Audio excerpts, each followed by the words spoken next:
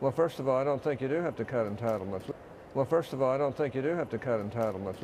Well, first of all, I don't think you do have to cut entitlements. We've got around 214 tax expenditures, some of which could be cut out, and these are some of which have good reasons for being in existence too, like the home mortgage interest deduction, the corporate deduction of health care that they provide for their employees, or charitable deductions or 401ks. But there are about, like I say, at least 214 various tax expenditures that might be cut out. Plus, why don't we start cutting back on the federal government, which has been growing by leaps and bounds? And Dan, your thoughts on entitlement reform? Look, this clip, folks, came from last fall, when my wife and I were determining what to do. When we saw his response, it played a key role in our decision. You see, 2/3 of the federal budget is tied up in mandatory programs. That's over 60%. We're borrowing 40 cents. Sorry about that, Your Honor. We're not planning on cutting FDR directly. Terry, there you go. Actually, we need to talk about that. That was not a statement on FDR, Terry, but folks.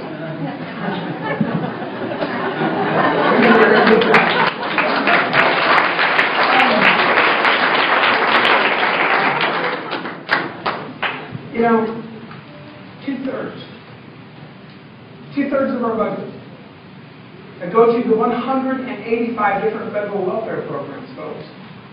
That go to interest on our debt, which we're accruing at a rate that is compounding and making that a crushing debt.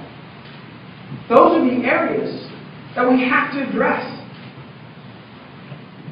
And I've been looking for leadership on entitlement programs. In fact, in the state legislature, that's what I've done.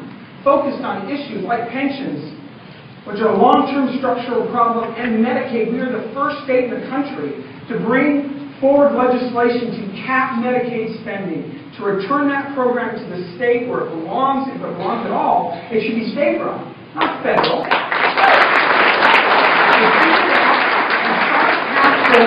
And we got with every provider, every advocacy group, every person who had a stake in the Medicaid program, and passed unanimous legislation to take it in a direction that's different than we've been on. Every Democrat, every Republican voted for those reforms. Now, we have a federal government, Congress in particular, that thinks they know better on these issues that are crushing states, and we are begging the federal government for the permission to do what we unanimously want to do and expect to do. And yet, an answer is, you don't need to address it. Now, when Senator Hatch says, let's look at tax expenditures, do you know what he thinks of as a tax expenditure? He mentioned things, mortgage deductions, charitable deductions, as expenditures, meaning that by you getting your money back through those deductions, that's him or Congress spending money. Well, folks, what he's saying there is we can look at all those things, just get rid of them, we'll raise taxes by doing so because we don't have to address entitlement reform. That is what that means. And I saw that and said, wait a second. Even if you eliminated all those loopholes, which I'm not in favor of, and eliminated all those deductions that so many people count on, or bought a home and made a commitment to a mortgage and they expect some deductions, or they've had children, which actually is a good thing in our society. Refuse to address programs that are growing at 3 times the rate of our federal budget. Not only is it wrong in the wrong direction, it is a red herring argument that the Congress gives over and over and over again. And that is why we don't act. Well, folks, I'm running on entitlement reform, not away from it. I've done that here. I plan to do that there. If we have a prayer of turning around this country, it has to be done, and we all know it.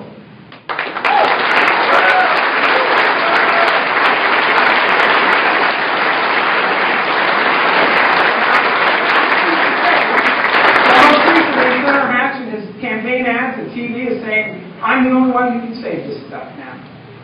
because I'm going to be in a position of power.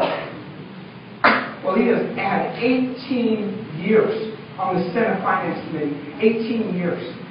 And in those years, we have expanded with his votes and his lack of leadership to lead us to this point. I frankly am running because he could be finance chair, not in spite of it.